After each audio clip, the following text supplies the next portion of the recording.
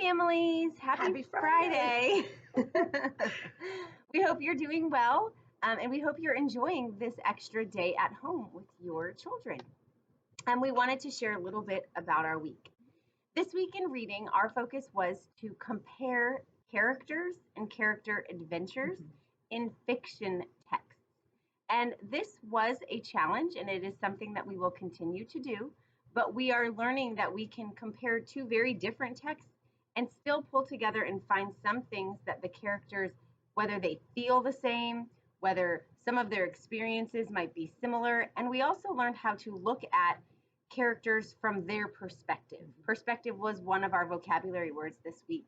And they seem to really enjoy these stories, but it is something that we will continue to focus on. In math, we continued our comparing numbers unit. Yes. So, and we finished that up. Yes, we've been working with different tools to help them show that they understand, whether they're using 10 frames to compare numbers or comparing numbers on number lines. And yes, we will be moving on to the next unit. I think it's measurement. I think we're going into measurement. That's exciting. It is fun. That is fun. We wanted to show you a copy of what the report card will look like, and we wanted to explain a few things just in case you didn't know already. So here is a copy of the report card, and this year there are some new features on it. If you can see, there's some gray boxes. That means we don't assess those skills in that quarter. So we will not be assessing comprehends grade level text in the first quarter. And then there's some on the back that we go every other. Also on the back there is a scale, and it shows what the grades mean. 1, 2, 3, and 4 are the numbers that you'll see on the report card. 1 means we're just starting that skill. We're just starting to learn about it. 2 means we're progressing towards mastery. 3 is that means that end of year they've mastered it. That's our expectation. And a 4 is a year ahead. So they would have to be working independently on that skill. So right now you're going to see lots of 1s and 2s. You might see a 3, but mainly 1s and 2s, and that's okay because it is only quarter 1. So we do not give letter grades in kindergarten. Our report card is skills based. So 3 is the goal. And along with the report card, I know Ms. Bowers has already sent home her, it's called ESGI, the report. So hold on to that. My parents, I will be sending it home with the report card, but they really align.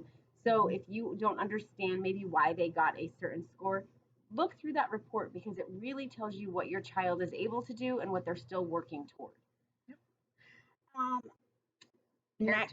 Character Day is coming up. It's very exciting on the 29th, right? Friday the 29th is going to be our Character Day parade. We will be doing it the same way we did last year if you were in the school already, which is the students can come in dressed as a character of a book that they enjoy. They should bring their book as well. Yes. And then we will parade around the school in front of the other students, and it will be live streamed, right? It will be on Facebook Live.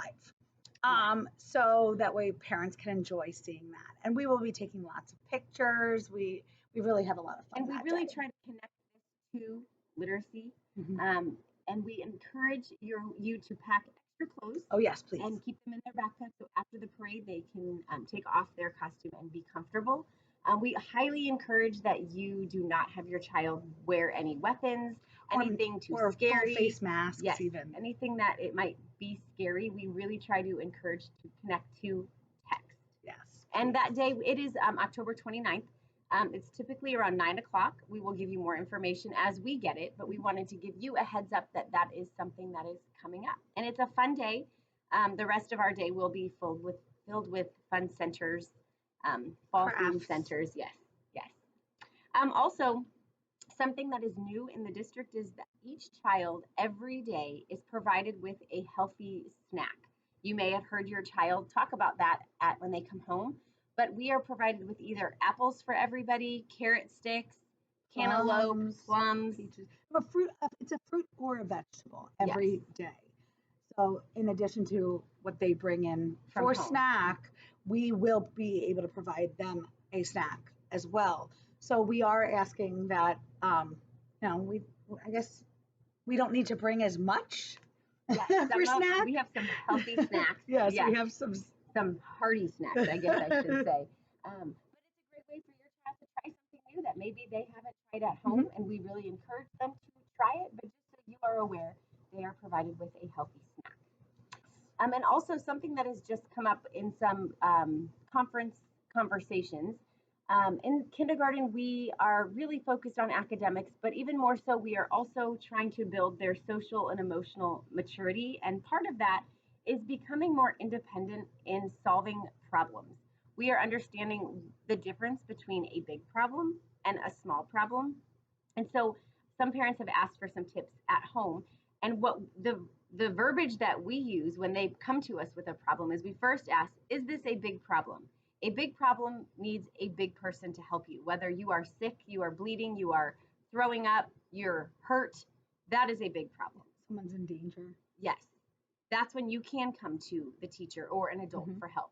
A small problem, maybe your friend cut you in line, or maybe your friend took a ball from you, or maybe your friend called you a name. Those are small problems that we are working toward being more independent in. And words that we say to help solve small problems might be walk away, ignore, move to another game, say you're sorry, and move on. What else am I forgetting? Have you talked to them? Yes, talk it out. That is talk it out. Yes. So those are some tools to try at home when your child encounters a small problem, because if they know they can come to you for every problem, they will never learn to be that independent problem solver. And that's something that we are working on. Yep. And I think that's it. I think so. Yes. Oh, I do remember. Oh, sorry. Just kidding. One of the things that I found that during conferences, they wanted to know what letters and sight words we've been focusing on. So for the last week and a half, we've been focusing on the letters L, B, H, F, R, and O. So really getting into those with writing those, writing words that start with those, that end with those, that have O in the middle or start with them.